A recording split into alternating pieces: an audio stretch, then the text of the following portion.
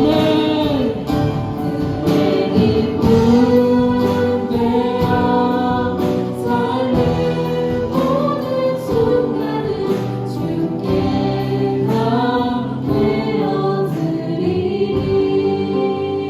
의인은 7번 넘어질지라도 다시 일어나려니와 악인의 재앙으로 말미암아 엎드리니 저희도 예수 그리스도를 통해 의인이 되었습니다. 세상이 어려움으로 인해 우리가 넘어져도 예수 그리스도로 인해 다시 일어날 수 있습니다. 아멘. 함께 고백하게 찬양하겠습니다. 다시 일어나.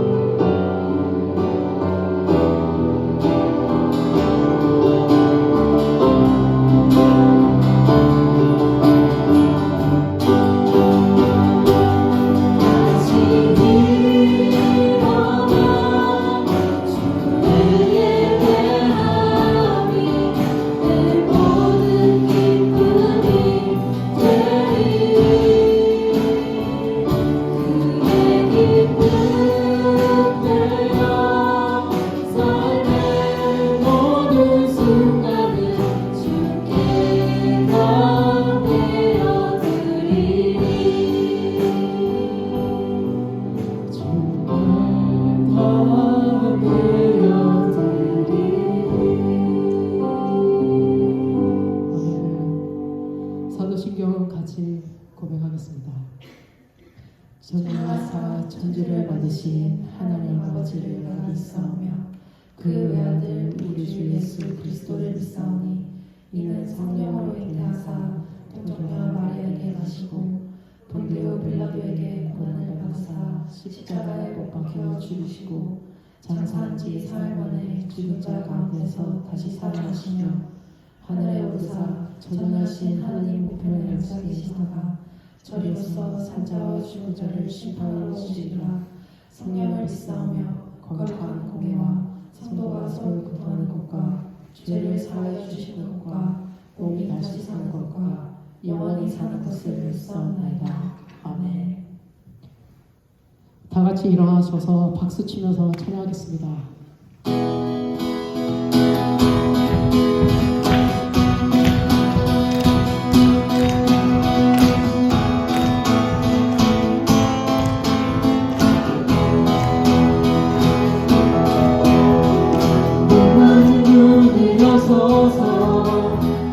내 맘의 눈을 열어 주목에 하소서. 주목에 하소서.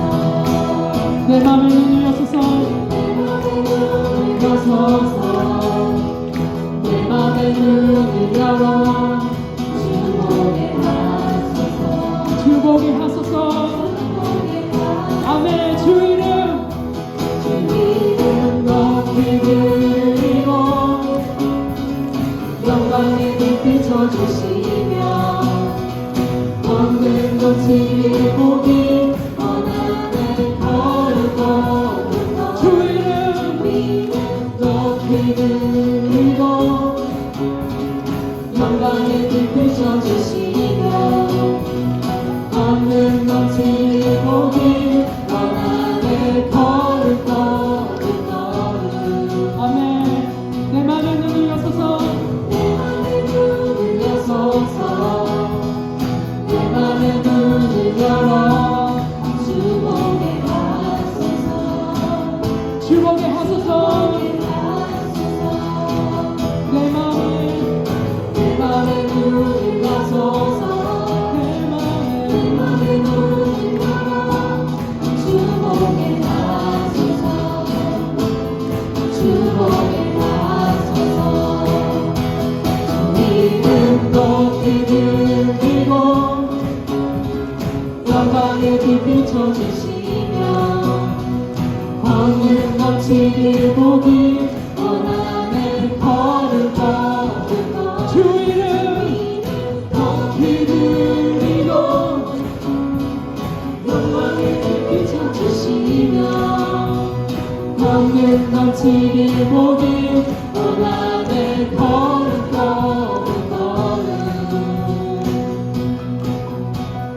거룩한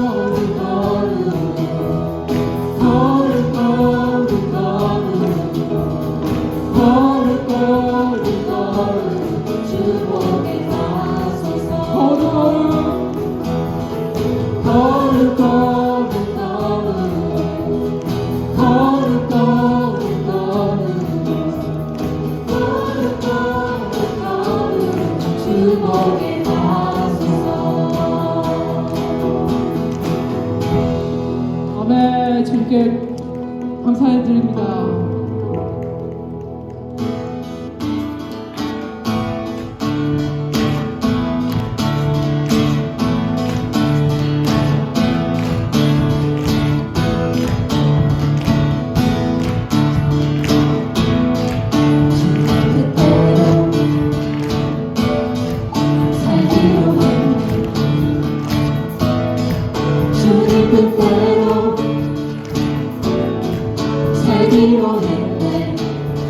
주님 뜻대로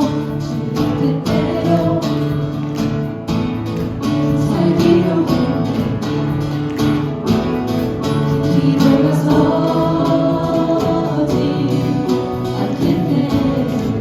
뒤돌아서지 않겠네.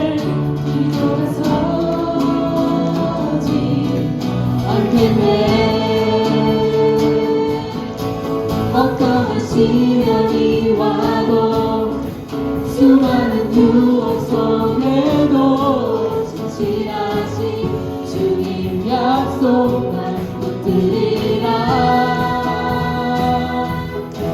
세상이 이해 못하고 우리를 조롱하려고 진실하신 주님 약속만 붙들리라.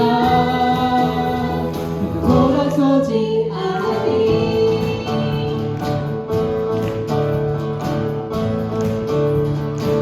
세상 등지고 십자가 보내 세상 등지고 십자가 보내 세상 등지고 십자가 보내 뒤돌아서지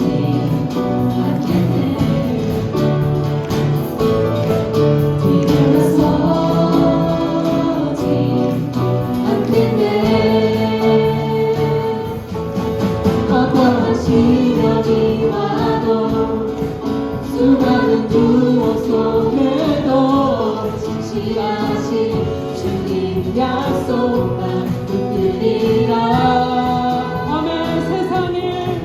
세상을 이해 못하고 우리를 조롱하여도 진실하신 주님 약속만 붙들리라.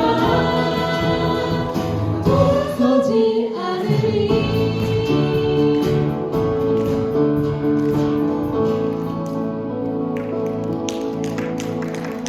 세상을 이해 못하고 우리를 조롱하여도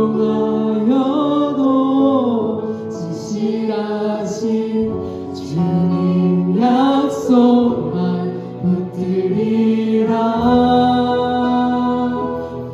돌아서지 않으리.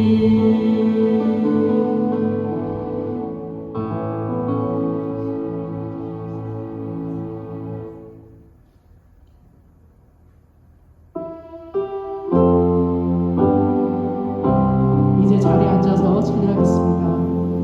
나의 만족과 유익을 하는 곡인데요. 함께 고백하면서 찬양하겠습니다.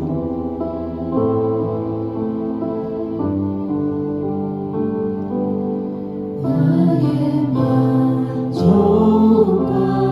유익을 위해 가지려 했던 세상 일들 이제 모두 다 예로 여기고 주님을 위해 다 버리네. 내 안에 가장 귀한 건 주님을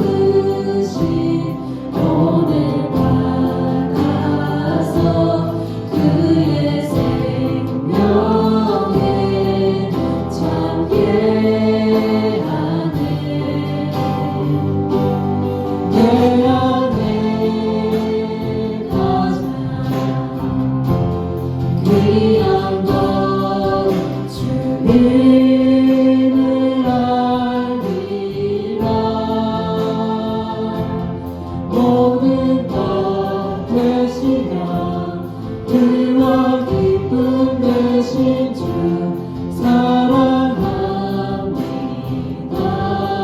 한 번 더 고백하겠습니다.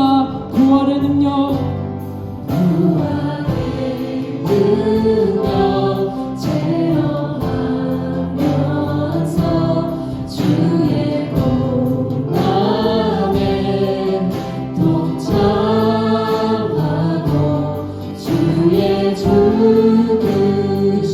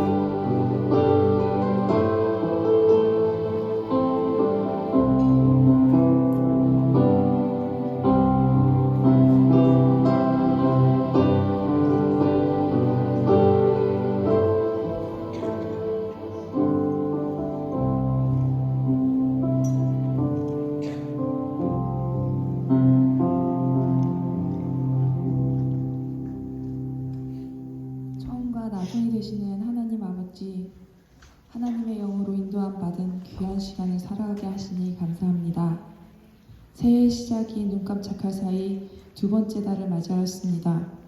새해의 첫 순간 주님 앞에 나와 주님을 닮은 삶을 살아보겠노라 선포한 다짐이 어느새 흐려져 가고 있음을 주님 앞에 고백합니다.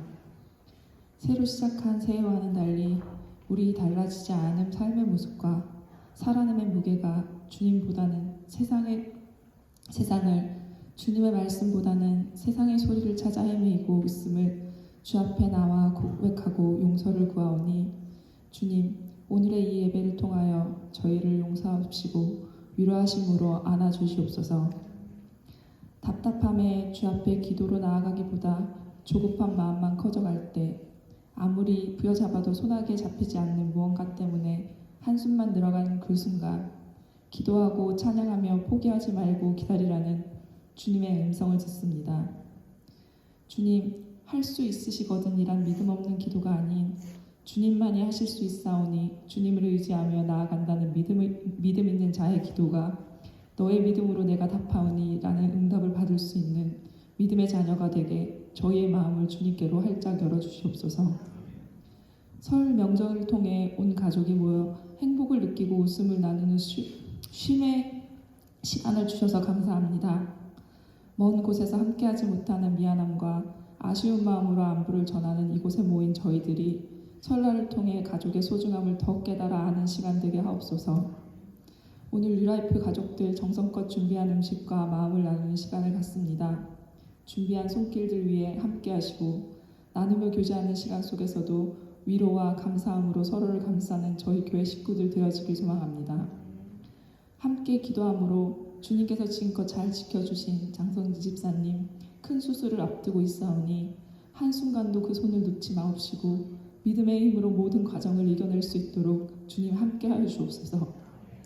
한마음으로 기도할 때 주님께서 역사하실 줄을 믿습니다.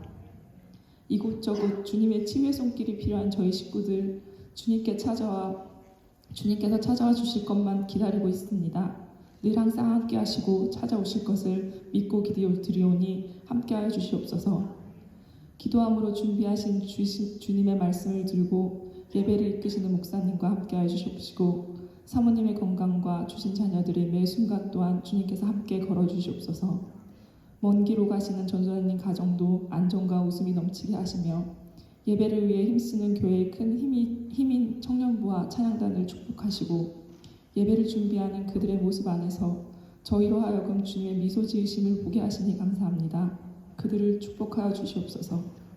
포기하라는 순간 주님 앞에 나아오는 믿음의 용기와 기도와 찬양으로 주님을 온전히 신뢰하는 주님의 자녀로 주님 앞에 서길 다짐하며 사순절을 기다리며 주님의 고통을 함께 느끼며 나아가는 저희가 되게 하여 주시옵소서. 이 모든 말씀 예수님의 이름으로 기도드립니다. 아멘.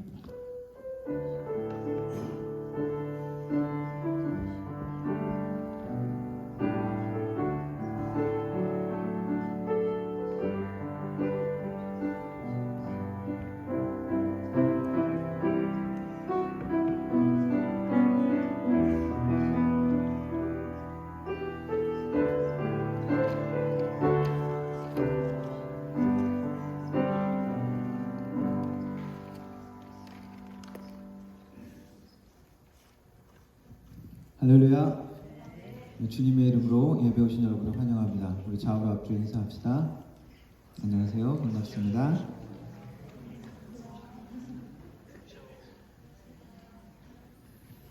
예, 설 명절인데 우리 해피 뉴 이어 한 번 더 합시다. 네, 새해 복 많이 받으시고 해피 뉴 이어. 네, 수요 예배 계속 하고 있습니다. 여름 전까지 특별한 일 없으면은 계속할 예정이니까 시간 내서 수요일 날 함께 오셔서 기도하시고 또 말씀 같이 나눴으면 좋겠습니다. 오늘 예배 후에 우리 여성교회에서 준비한 식사 같이 함께 나누도록 하겠습니다. 수고해 주신 우리 어머니들 감사드립니다.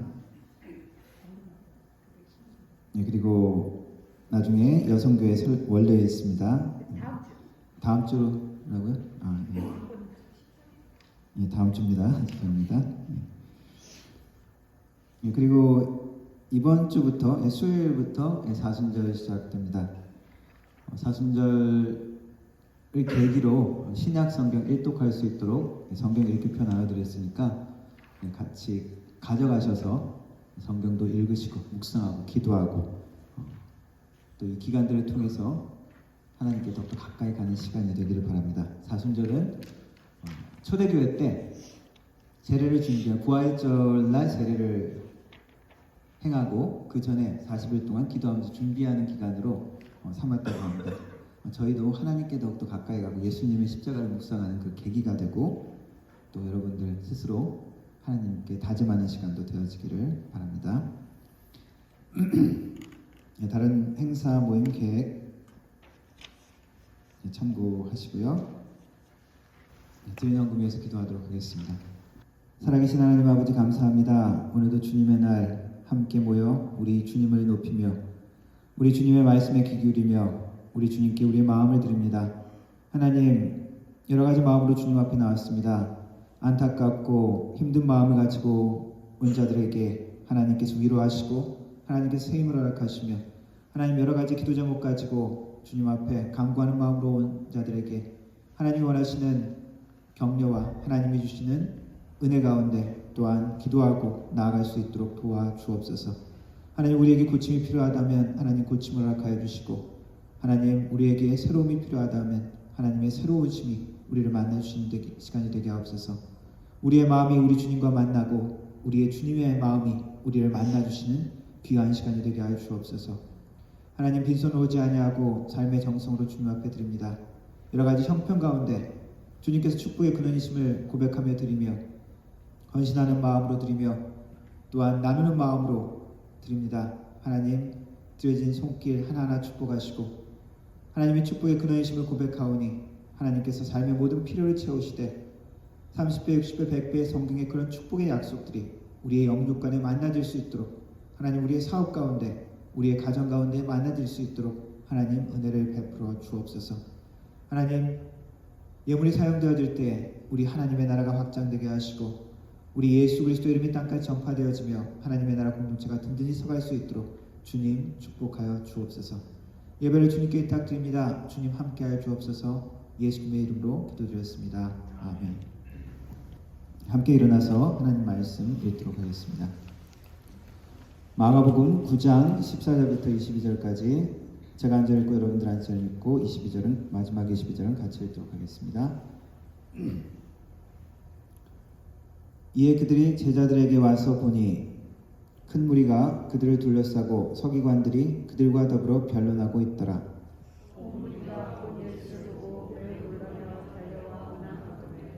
예수께서 물으시되 너희가 무엇을 그들과 변론하느냐?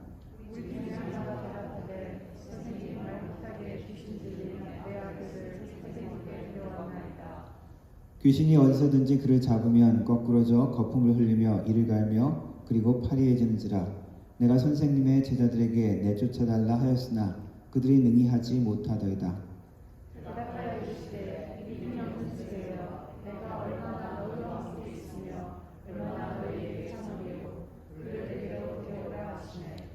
이에 데리고 오니 귀신이 예수를 보고 곧 그 아이로 심히 경련을 일으키게 하는지라. 그가 땅에 엎드러져 구르며 거품을 흘리더라.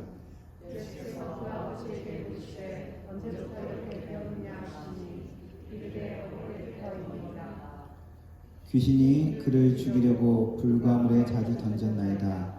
그러나 무엇을 하실 수 있거든 우리를 불쌍히 여기사 도와주옵소서. 아멘. 영어로 읽겠습니다. When they came to the other disciples, they saw a large crowd around them, and the teachers of the law arguing with them.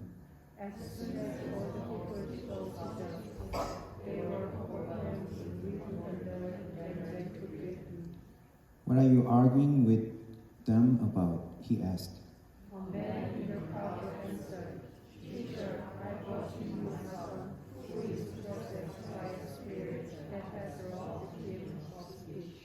Whenever he sees him, it throws him to the ground. He foams at the mouth, gnashing his teeth and became loose. I asked your disciples to drive out the spirit, but they could not.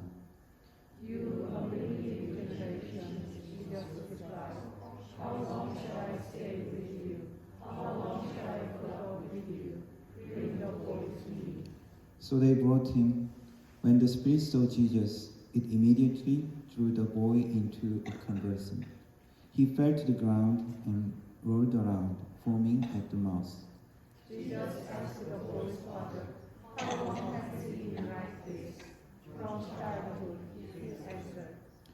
It has often thrown him into fire or water to kill him. But if you can do anything, take pity on us and help us. 아멘. 앉아주시기 바랍니다.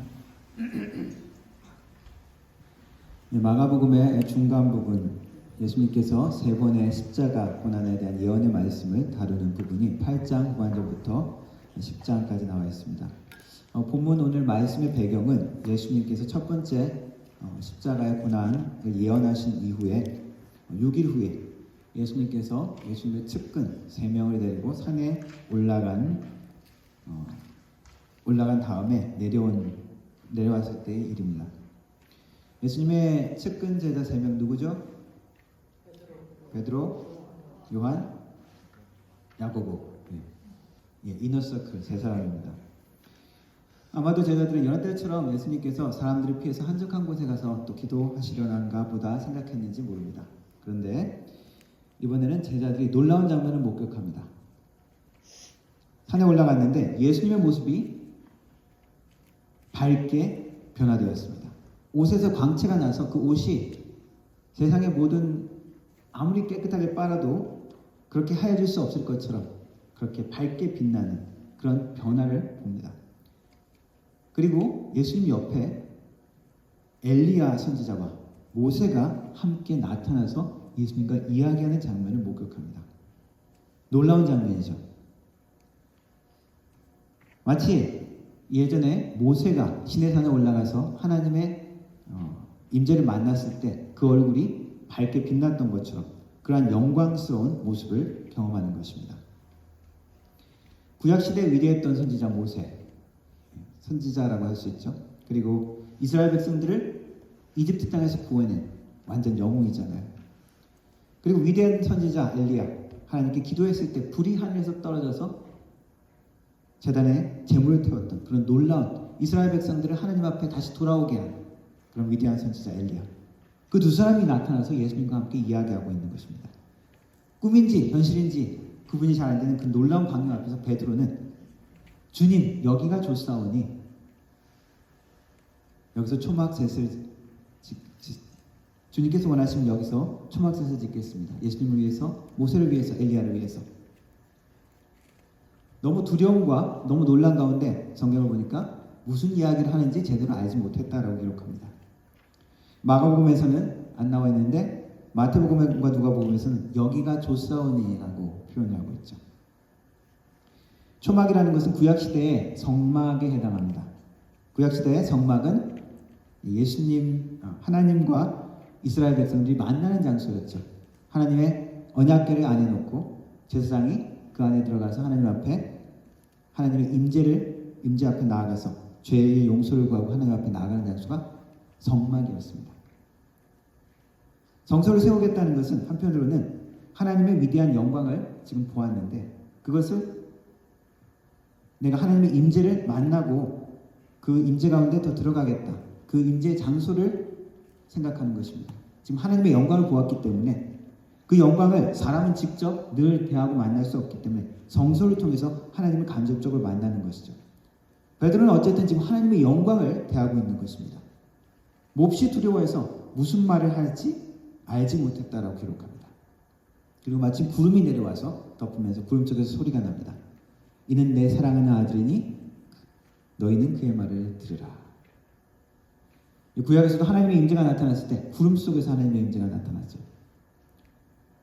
그리고 하나님의 목소리는 하나님 아버지의 아들 예수님을 향한 이 사랑의 목소리는 예수님께서 처음에 사역을 시작하실 때 요단강에서 세례 요한에게 세례를 받으실 때 성령이 비둘기처럼 임하시고 하나님의 목소리가 들리시죠. 내 사랑하는 아들이라 내가 너를 기뻐하노라. 주위에 세례 요한이 같이 들었는지 모르지만 어쨌거나 이것은 1차적으로 이 하나님께서 아들 예수님께 주시는 사랑의 음성이죠. 여기 오늘 이 목소리도 제자들이 함께 들었겠지만 그러나 하나님께서 예수님께 주시는 사랑의 음성입니다.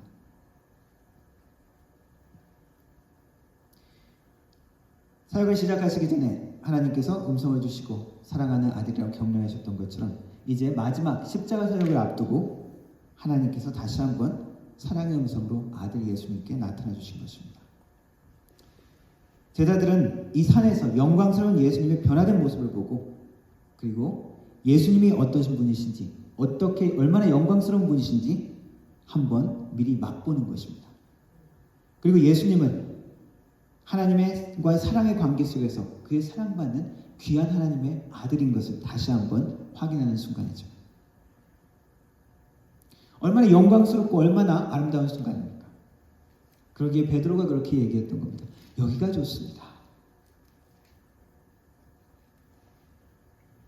그러나 예수님은 그 영광스러운 그 찬란한 모습 가운데 머물러 있지는 않으시죠. 이제 예수님은 치욕과 고통의 십자가를 지러 내려오셔야 했습니다. 그래서 그 산을 변화산이라고 부릅니다. 변화산에서 내려옵니다. 내려와서 보니까 어떤 일이 벌어지고 있습니까?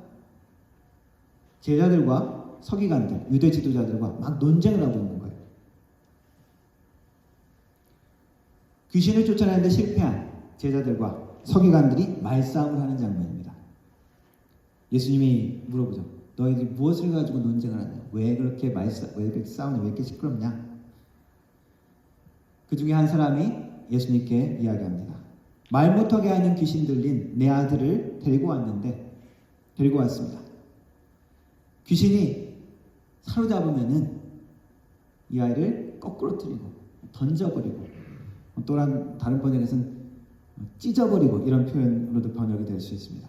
거품을 흘리고 이를 갈며 파리해지는지라. NIV에는 rigid, 그냥 이렇게 딱 몸이 딱 경련을 일으키고 붙는 거죠.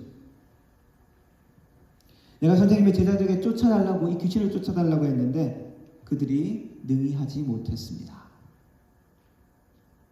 이 아이의 상태는 어떤 거였습니까? 심각한 상태죠. 의학적으로 얘기하면 간질하고 비슷한 상태인 것 같습니다. 인간은 영적인 존재이면서 육적인 존재이기 때문에 영적으로 사로잡히면 육적으로도 상하고 병들기도 합니다. 또한 육적으로 정신이 상했을 때 그 피폐한 가운데 악한 영이 사로잡기도 합니다. 꼭 한 가지만 역사하는 것이 아니죠.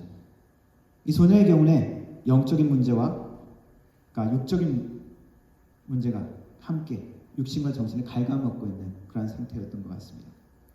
제자들은 기도했겠죠. 퇴마 사역을 한 것입니다. 그런데 효과가 안 나타나는 겁니다. 종교 지도자들은 옆에 같이 있던 이 종교 지도자들은 서기관들은 제자들에게 이때다 싶어가지고 공격을 했던 것 같습니다. 야 너희들 그 능력도 안 나타나는데 지금 뭐 하는 거냐? 제자들은 왜 귀신이 지금 떠나가지 않는지 변명해야 됐겠죠. 뭐 이런저런 이야기를 하면서 막 변명을 했을 것입니다. 예수님을 바알세바에 들렸다고 예수님을 비난하고 했으니 뭐 그런 이야기도 하지 않았겠습니까? 야 같은 귀신 들린 자들이 어떻게 그 일들을 할 수 있겠느냐? 뭐 그렇게 욕했을지도 모릅니다. 제자들은 하나님의 능력들을 나타내지 못하고 그냥 말싸움만 하고 있는 것입니다. 이 제자들의 실패, 인간의 힘으로 세상의 악과 고통을 닿을 수 없는 그 한계를 보여주는 것이죠. 인간적인 방법과 수단의 끝을 그들은 경험하는 것입니다. 뒤에 말씀을 보면 이 제자들은 기도 없이 그냥 외친 것이죠. 아무것도 얻지 못한 것입니다.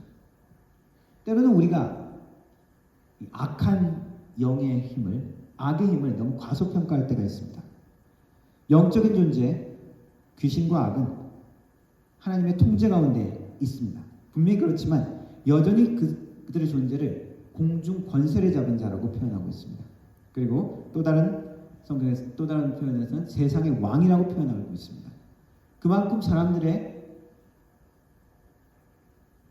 삶에 영향을 주고 그리고 사람들을 괴롭게 하고 고통을 줄 수 있는 것이 이 악한 영이라고 할 수 있죠. 제자들은 그 귀신을 제어하지 못했습니다. 인간적인 힘으로 제어하지 못하는 것입니다. 예수님은 나중에 그들이 기도하지 않았다는 것을 이야기하죠. 기도가 없다. 그리고 믿음이 없다. 라고 얘기를 하십니다. 이 현장에는 지금 믿음을 놓친, 믿음을 잃은 제자들이 그냥 논쟁만 하고 있는 그런 상황인 것입니다. 제자들이 처음 봤을 때, 그 모든 상황을 들었을 때 예수님이 제자들에게 한 말씀이 무엇입니까? 믿음이 없는 세대들이여, 내가 언제까지 너희들과 함께 있고 언제까지 참아야 되느냐. 믿음이 없다고 지금 지적하고 계신 것이죠. 능력이 나타나지 않고 여전히 그 고통 가운데 그 아이가 있는 것을 지금 무엇이라고 이야기합니까? 믿음이 없다라고 지금 이야기하고 있습니다. 제자들은 이전에 예수님께서 제자들을 세우시고 보내셨어요. 복음을 전하고 그리고 치유하라고 보내셨어요. 마가복음 3장에 12제자를 세우시면서 12를 세우셨으니 이는 자기와 함께 있게 하시고 또 보내서 전도도 하며 귀신을 내쫓는 권능도 가지게 하려 하십니다. 제자들은 그렇게 했다는 거죠. 마태복음에도 제자를 보내시는 모습 10장에 이렇게 표현합니다. 예수께서 그의 12제자를 부르사 더러운 귀신을 쫓아내며 모든 병과 모든 악한 것을 고치는 권능을 주시니라. 누가복음 9장에서 12제자들이 나가 각 마을에 두루다니며 곳곳에 복음을 전하며 병을 고치더라. 그리고 나중에 누가복음에는 예수님의 제자들 12제자를 넘어서 70명을 이렇게 둘씩 짝을 지어서 보내는 이야기도 나옵니다. 병을 고치고 귀신을 쫓아내는 그런 이야기가 나오죠.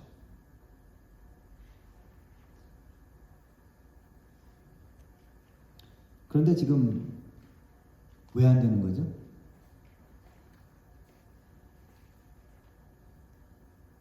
예수님과 그 핵심 제자, 중요한 제자들이 저 산 위에 있어서 그랬을까요? 왜 그때는 되었고 지금은 안 될까? 그럴 수가 있을까요? 네, 그럴 수 있습니다. 그것이 믿음의 원리입니다. 베드로는 무리를 걷는 예수님을 만났을 때 주님, 당신이거든 나도 무리를 걷게 해주십시오. 그래, 걸어라. 그 말씀을 믿고 배를 나와서 걸었습니다. 무리가 걸어지는 거예요. 그런데 파도를 보면서 두려움이 스물스물 들어옵니다. 그러면서 빠져들어가기 시작합니다. 주님 살려주세요. 예수님께서 뭐라 그러십니까? 건져주시면서 왜 의심하느냐. 예수님을 위해서 끝까지 따라가겠다고 버리지 않겠다고 했던 제자들, 겟세마나의 동산에서 예수님이 체포당하실 때 베드로는 나름대로 그래도 칼을 들고 막 설쳤지만 다른 제자들은 다 도망갔다고 기록하고 있습니다.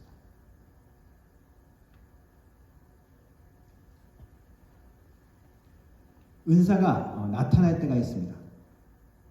때로는 그 은사가 나타나고 어떤 기적적인 일들이 나타나는 게 성령께서 함께 하셔서 그때마다 기도할 때마다 하나님을 의지하고 행했을 때 하나님께서 역사가 나타나기도 합니다. 하나님께서 주권적으로 하시기에 역사가 일어나기도 하고 때로는 하나님께서 우리가 하나님의 모든 뜻을 알지 못하기 때문에 그렇지 않기도 함을 우리는 인정해야 합니다. 또 하지만 어떤 경우에는 하나님이 어떤 그 사람에게 은사를 주시면은 마치 그 사람 자체가 그 은사를 소유한 것처럼 보일 때가 있습니다. 그래서 그 사람이 때로는 교만하거나 성경적이지 않은 이상한 이단적인 가르침을 가르치고 막 이상하게 해석을 하는데도 때로는 인격적으로 저 사람이 분명히 저 좀 잘못하는 것 같은데 그런데도 능력이 나타나는 경우가 있습니다. 때로는 하나님께서 그런 은사를 주실 때 그렇게도 그 사람이 책임지고 어떻게 하는지 끝까지 오랫동안 놔두실 때도 있습니다. 왜냐하면 사탄도 능력들을 행하죠. 비슷한 능력들을 행합니다. 속이기도 하죠. 그런 능력들을 통해서. 그래서 한편으로 그 능력과 그 기적에 대해서 그런 능력과 기적이 하나님께로부터 오는 것이라 할지라도 그 사람의 행동이나 그 사람의 가르침이 옳지 않을 수 있기 때문에 분별해야 될 필요가 있습니다. 지금 제자들의 문제는 치유의 능력과 귀신을 제어하는 은사가 더 이상 나타나지 않는 그러한 상태가 되는 것이죠. 더 이상 그것이 작동하지 않고 멈춰버렸습니다. 어제는 되는데 오늘은 안 되는 것입니다. 이것이 믿음의 모습입니다. 제자들이 이후에 예수님께 묻죠. 지난번에는 됐는데 왜 이번에는 안 됐을까요? 왜 우리는 이번에 안 됐죠? 예수님께 묻습니다. 그 앞에서는 창피해서 그런지 나중에 집에 들어가서 조용히 있을 때 물어봅니다. 예수님의 대답이 무엇입니까? 기도 외에는 다른 것으로는 이러한 일들이 일어나지 않는다. 어떤 번역본에서는 기도와 금식 외에는 이라는 번역본도 있습니다. 기도의 본질이 진정한 믿음이라는 것을 기억한다면 우리 금식이라는 단어의 그런 형식에 너무 꽂힐 필요는 없다고 생각합니다. 금식의 의미와 목적이 무엇입니까? 회개, 자기 절제, 하나님 앞에 자기를 겸손히 내어놓는 것, 그리고 하나님께 집중하는 것, 세상에 대한 것을 끊고. 외적인 금식을 잘하는 바리새인들을 예수님이 그렇게 질책을 하셨습니다. 금식을 한다면 그 금식의 본질과 그 정신을 맞게 해야 합니다. 그러나 금식을 하지 않는다 할지라도 금식하는 것처럼 우리의 기도의 자세와 헌신 그리고 낮아짐, 자기 부정은 함께함으로 우리가 기도해야 한다는 것입니다. 제자들의 문제는 무엇이라고요? 무엇을 지적했다고요? 믿음 없음을 지적했죠. 그런데 또 무엇을 이야기하는 것입니까? 결국 그것은 기도가 없다고 이야기하는 것이죠. 제자들이 아마 전혀 기도하지 않지는 않았을 것입니다. 예수님과 같이 다니면서 늘 예수님 기도할 때 같이 했겠죠. 그렇다면 무엇입니까? 올바른 믿음의 기도를 놓쳤다는 것입니다. 기도는 믿음의 표현이죠. 그래서 믿음 없는 기도는 올바른 기도가 아닙니다. 믿음이 있는 사람은 기도하죠. 그리고 기도할 때 우리의 믿음은 더욱더 견고해집니다. 기도할 때 우리는 믿음을 잃지 않게 됩니다. 믿음은 내 의지가 얼마나 강하냐의 문제가 아니라 내가 얼마나 하나님을 의지하고 있느냐의 문제입니다. 예수님께서 제자들을 후반으로 갈수록 제자들에게 많은 지적을 하시고 제자들에게 호되게 야단도 치십니다. 오늘 말씀도 믿음이 없는 세대요. 그러면서 질책하신 것이죠. 또 하나 예수님께서 지금 다루고 있는 사람, 믿음이 없는 사람이 있습니다. 믿음의 잃은 아버지입니다. 아이의 아버지입니다. 예수님이 묻습니다. 언제부터 이러한 상태가 되었느냐? 어릴 때부터 그렇습니다. 오랫동안 고통했다는 것이죠. 예수님의 무리들이 고칠 수 있다고 여기까지 그 소문을 듣고 여기까지 왔는데, 그런데 제자들이 기도해 줬는데, 예수님의 제자들이 기도해 줬는데 소용이 없던 거죠. 예수님께서 그냥 묻지도 않고 이렇게 바로 기도해 주실 수도 있는데, 때로는 예수님이 이렇게 이야기를 해주십니다. 고통에 공감해 주시고 위로해 주시는 한 부분이죠. 그래서 예수님께서 이렇게 안수하시고 기도해 주시고, 때로는 그리고 맹인을 치유하실 때는 이렇게 침을 묻혀서 이렇게 터치하시고, 나름대로 예수님의 그 사람에 대한 친밀감의 표현이라고도 할 수 있습니다. 그러면 이 아이의 아버지는 제자들도 고치지 못하는 그 모습을 보고 믿음을 잃은 것이죠. 믿음이 사라지는 것이죠. 여기까지 왔는데, 예수님의 제자들도 다니면서 막 고쳤잖아요. 근데 그것도 안 되네. 그래서 귀신 들린 아이의 아버지는 예수님께 하소연합니다. 치유는 안 되지만, 그렇게 못했지만, 근데 무엇을 할 수 있거든 제발 좀 도와주십시오. 예수님께서 믿음이 없는 세대요라고 이야기한 것은 주위의 모든 그 서기관들이나 모든 사람에게, 그리고 또한 이 아버지에게도 했다라고 모두 볼 수 있지만은, 내가 언제까지 너희와 함께 있겠느냐, 언제까지 참겠느냐, 이 말씀 보면 제자들을 향한 것이라고 볼 수 있습니다. 그런데 이 아버지에게는 다른 게 좀 접근하시죠. 질책하시는 것은 아닙니다. 할 수 있거든이 무슨 말이냐. 믿는 자에게는 능치 못할 일이 없느니라.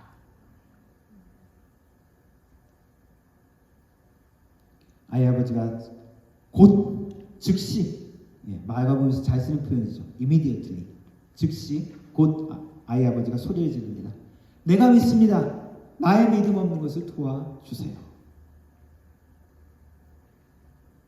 내가 믿습니다. 그래놓고 나는 믿음이 없습니다. 모순되지 않습니까? 믿습니다. 그래놓고 난 믿음 없습니다. 이렇게 얘기하는데 사실 이것이 우리의 모습이기도 하죠. 희미해지는 우리의 믿음이기도 합니다. 믿고 싶지만 나의 믿음이 거기까지 다다르지 못하는 현실일 수 있습니다. 예수님이 지금 무엇을 할 수 있거든이라고 했느냐? 비웃는 것 비슷하게 믿는 자에게는 능치 못할 것이 없다. 내가 믿습니다. 내 믿음 없으면 도와주십시오. 그리고 예수님은 아이를 치유하시죠. 군중과 무리들이 달려오는 것을 보시고 더 이상 모이기 전에 예수님은 아이를 치유하십니다. 더러운 귀신에게 꾸짖습니다. 말 못하고 못 듣는 귀신아, 내가 내게 명하노니 아이에게서 나오고 다시는 들어가지 말라. 그 명령 앞에 아이는 경련을 일으키고 기절합니다. 사람들이 죽었다, 내가 죽었네 라고 수군거립니다. 예수님은 아이의 손을 잡아 일으키십니다. 귀신은 떠나가고 아이는 깨끗해졌습니다. 이 모습은 마치 야이로의 딸을 달리다 쿵 하면서 손을 잡고 일으키시는 그런 모습이 연상되죠. 똑같은 단어입니다. 일으키신다는 것. 그리고 이 일어난다는 이 단어는 부활의 장면을 묘사할 때, 죽음에서 일어난다는 표현을 할 때 사용되는 단어, 똑같은 단어입니다. 죽었다, 끝났다, 희망 없다, 그러한 모든 상태를 아니다, 그거는 잠시 자는 잠일 뿐이다 라고 선언하는 것이 예수님이시죠. 이제 그만 자고 일어나라. 그것이 예수님이 하실 수 있는 일이시고 우리의 삶 가운데 보여주시는 예수님의 능력입니다. 제자들은 나무라셨지만 이 믿음이 없는 세대, 내가 언제까지 참을 수 있겠냐? 오랫동안 고통스러워했던 이 아버지에게는 사실은 아이가 언제부터 이렇게 되었느냐라고 묻고 하시는 것은 위로하시는 것이고 공감해 주시는 것이죠. 각각 다른 수준의 믿음이 있는 것입니다. 때로는 어떤 사람에게 마리아와 마르다 이야기를 보면은 예수님께서 마르다에게는 조금 약간 좀 엄하게 이렇게 이야기하시고 마리아에게는 조금 아주 살살 높게 이렇게 대화하시는 것 같은 모습이 있습니다. 우리 각자 믿음이 다르기 때문에 때로는 하나님께서 우리에게 다 자란 자녀에게 하는 것처럼, 너무 다 자란 자녀에게 함부로 할 수 없는데 그죠? 약간 질책하듯이 우리에게 말씀하실 때도 있습니다. 그러나 또 고통하고 또 힘들어하는 상황 가운데 예수님은 또 위로하시고 또 안아주실 때도 있는 것입니다. 이 아버지에게는 그러한 것이 지금 필요한 것이죠. 이 아버지는 이렇게 외치는 것입니다. 예수님, 그렇습니다. 나는 믿음이 없습니다. 지금 이 모든 상황들을 보고는 내 마음에 의심이 가득하고, 그리고 나는 도덕적으로도 영적으로도 보잘것없습니다. 그래도 주님, 우리를 도와주십시오. 나를 도와주십시오. 내 아들을 도와주십시오. 라고 외치는 것입니다. 예수님이 계시기에 우리는 완벽하게 의롭지 않아도 예수님께 요청할 수 있습니다. 우리의 나약함을 고백하고 인정하기만 하면 우리는 예수님께 나아갈 수 있습니다. 이방인 수로보니게 여인, 또 페니키아 여인처럼 여전히 담대히 하나님께 나아가서 기도할 수 있는 것입니다. 유대인처럼 이 이방에 있는 성전에 나가서 예배드리는 사람이 아니죠. 하나님께 제사 드리는 사람이 아닙니다. 하나님을 높인 사람이 아닙니다. 그러나 하나님의 자비하심과 풍성하심의 그 은혜는 얼마나 큰지를 아는 것이죠. 자기가 충분하지 못한, 헌신하지 못한 과거의 삶이 있지만은 하나님의 풍성한 은혜는 그 모든 것을 덮을 수 있다는 믿음을 가지고 그 여인은 주님께 나온 것이죠. 그래서 딸의 구원을 얻은 것입니다. 오늘 본문의 이 아버지도 마찬가지입니다. 충분하지 못했던, 믿음이 충분하지 못했던, 의심이 스물스물 들어서 꺼져가는 그 아버지에게도 마찬가지인 것입니다. 예수님의 소문을 듣고 예수님의 제자들이 예수님이 치유해 줄 것이라는 믿음을 가지고 찾아왔지만 귀신을 쫓아내지 못하는 현실을 보고 희망, 그 믿음이 날아가는 것입니다. 치유될 수 있다는 소망과 믿음이 사라지는 것이죠. 믿음이 아니라 절망과 실망과 낙심, 좌절이 이미 뒤덮인 것입니다. 그래서 할 수 있거든, 무엇을 할 수 있거든, 치유해 주소서가 아니라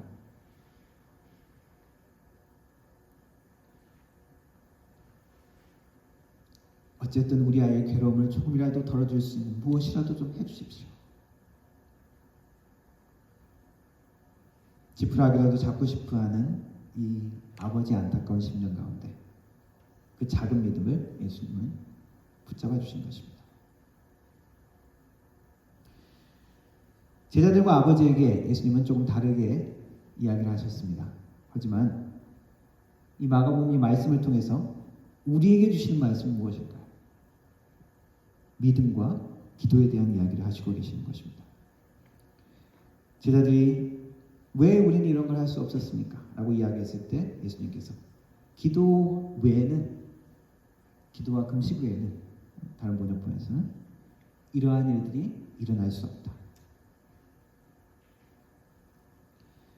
거듭해서 예수님에 대한 말씀을 보면은 예수님께서 하나님이 기도에 응답해 주시는 좋은 아버지라는 것을 계속 강조합니다. 자녀된 자가 떡을 달라 하는데 돌을 줄 자가 어디 있겠느냐, 생선을 달라 하는데 뱀을 줄 아버지가 어디 있겠느냐. 하나님 아버지는 육신의 아버지보다 더 좋은 아버지시다. 여러 가지 비유를 들어서 하나님이 얼마나 좋으신 분이신지, 얼마나 우리의 기도를 들으시는 분이신지 이야기하십니다. 구약의 모든 이야기들도 하나님이 우리의 기도를 들으시는 하나님이시라는 것을 가르쳐주죠. 아들이 없어서 수치와 멸시 가운데 눈물 가운데 하소했던 한나의 기도를 하나님이 들어주시죠. 엘리 제사장이 축복 선언을 해주는 그 말을 듣고 한나는 얼굴에 수심을 버리고 온전한 믿음을 붙들고 집으로 돌아가죠. 그리고 그 믿음은 열매를 맺고 자녀를 낳게 됩니다. 마가복음 11장 예수님이 이렇게 말씀하십니다. 그러므로 내가 너에게 말하노니 무엇이든지 기도하고 구하는 것은 받은 줄로 믿으라. 그리하면 너에게 그대로 되리라. 이 말만 따로 떨어뜨려 놓고 하면 안 되죠. 우리는 하나님께서 우리에게 믿음의 기도를 요구하시는 것도 알고 우리의 욕심이나 우리의 정력으로 구하는 기도가 아닌 것도 우리 이미 알죠. 이 말만 딱 떼가지고 내 정력, 내 욕심을 투사하는 것은 그 기도를 의미하는 것은 아니죠. 기도는 믿음의 표현이고 믿음은 기도를 할 수 있게 만듭니다. 베드로에게도 예수님께서 이야기하실 때 시몬아 시몬아 사탄이 밀을 까부르듯이 너를 계속 청구한다. 그러나 내가 너를 위하여 내 믿음이 떨어지지 않기를 기도하겠다. 기도한다. 믿음을 떨어지지 않기를 위해서는 우리는 또 기도해야 된다는 것이죠. 믿음의 기도는 역사하는 힘이 많다라고 야고보 사도는 우리에게 이야기합니다. 믿음은 하나님의 선물입니다. 그러나 우리가 그 하나님의 믿음의 선물을 받았지만 때로는 우리의 삶의 자리 가운데 그 믿음이 흔들릴 때도 있고 작아질 때도 있습니다.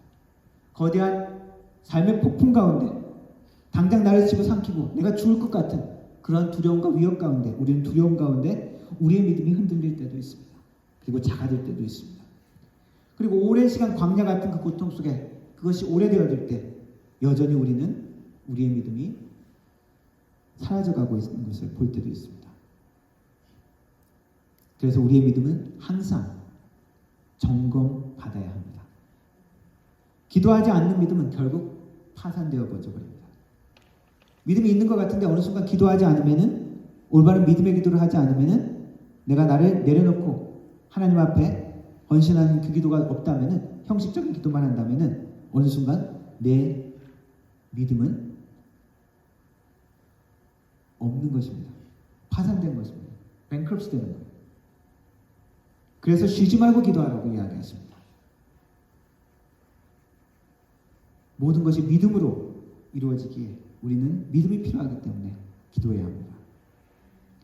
예수님은 잠시 이 땅에 계시면서 많은 것을 보여주셨습니다. 그리고 궁극적으로 우리에게 그 이후에 예수님을 믿는 모든 사람에게 요구하시는 것은 무엇입니까? 믿음으로 살아라 라고 이야기하시는 것이죠. 다시 우리가 예수님을 만날 때까지 예수님과 하나님과 영광스러운 자리에 있게 될 것을 우리에게 보여주시는 것입니다. 변화산의 모습을 통해서. 그러나 우리의 현실은 어떻습니까? 산에 내려와야 되죠. 우리의 현실 가운데 믿음을 연습하고 믿음을 키워야 되는 것입니다. 기도하지 않으면 세상이란 광야 속에서 우리는 믿음을 잃을 수밖에 없습니다. 세상이란 광야 속에서 주님을 처음에는 보였는데 더 이상 보이지 않는 것입니다. 세상이 오히려 더 크게 보이는 것이죠. 폭풍이 더 크게 보이는 것입니다. 뱃산 마른 광야만 보이는 것입니다. 하나님께서 주시는 반석의 샘물을 보지 못하는 것입니다. 오직 기도할 때 우리의 믿음이 새로워질 수 있습니다. 새로워진 믿음은 모든 것을 가능케 하리라는 하나님의 역사를 볼 수 있게 하고 그 경험을 할 수 있게 합니다. 2024년을 설이죠. 시작하면서 하나님은 우리에게 우리의 믿음을 돌아보라고 체크해보라고 말씀하시는 것입니다. 겸손히 기도하면서 우리의 믿음이 어디 있는지 다시 한번 살펴보고 우리의 믿음의 크기를 키우라고 말씀하시는 것입니다. 쉬지 말고 기도하면서 우리의 믿음이 줄어들지 않기를, 그래서 하나님의 축복을 볼 수 있고 하나님의 공급하심을 만날 수 있기를 원하시는 것입니다. 오늘 이 아이의 아버지의 간절한 엎드림처럼 우리도 하나님 앞에 나아가기를 원합니다. 하나님, 나의 믿음 없음을 도와주십시오. 나에게 믿음을 더하게 해주십시오. 나의 믿음이 작아지지 않게 하나님 도와주옵소서. 그런 믿음의 기도로, 믿음의 고백으로 주님 앞에 나아가는, 그래서 하나님의 공급하심과 하나님의 역사심을 체험할 수 있는 하나님의 사람들 되기를 주님의 이름으로 축원합니다. 기도하겠습니다. 살아계신 하나님 아버지, 감사합니다. 하나님께서 좋은 아버지시며 우리의 기도를 들으시는 분이시며 우리가 하나님 앞에 날마다 믿음으로 말하고 믿음으로 행하고 믿음으로 나아가기를 원하시니 감사합니다. 하나님께서 보여주시고 하나님께서 격려해 주시는 말씀 가운데 하나님의 약속을 붙들고 믿음으로 날아가며 쉬지 않고 기도하여 하나님을 만나며 하나님을 체험하며 하나님과 교제하며 나아갈 수 있는 우리의 삶이 되게 하옵소서. 우리의 믿음을 통하여 우리가 치유되게 하시고 우리의 믿음을 통하여 우리의 가족이 치유되게 하시고 우리의 지체들이 치유되게 하시고 우리의 이웃과 이 땅이 치유될 수 있도록 하나님 도와주옵소서. 우리에게 믿음을 요구하시니 하나님 아버지, 우리가 믿음의 사람이 되게 하여 주시고 믿음을 잃지 않도록 쉬지 않고 기도하며 하나님과 함께 행하는 우리의 삶이 되게 하여 주옵소서. 예수님의 이름으로 기도합니다. 아멘. 함께 찬양하겠습니다. 약한 나로 강하게.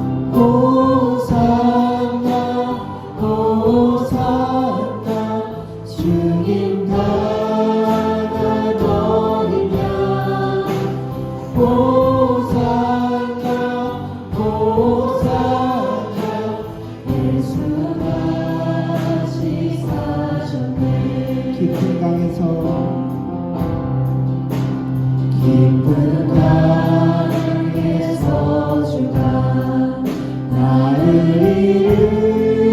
일으키셨도다. 구원의 노래 부르리.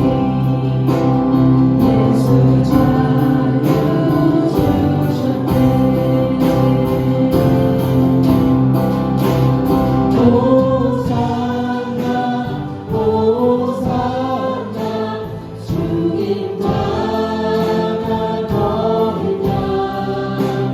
호산나 호산나 예수 다시 사셨네. 호산나 호산나 주님 나가 거리냐. 호산나 호산나 예수 다시 사셨네.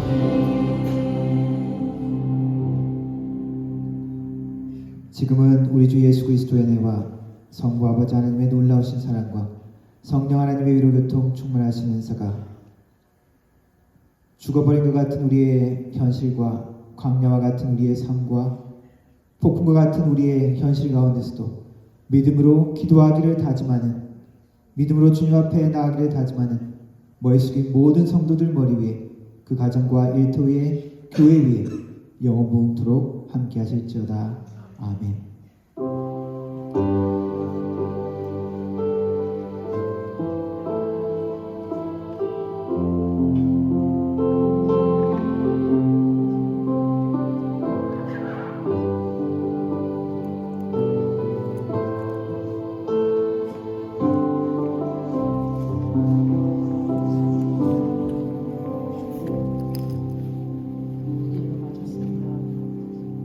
한 주 동안 믿음이 충만하는 삶이 되기를 바랍니다.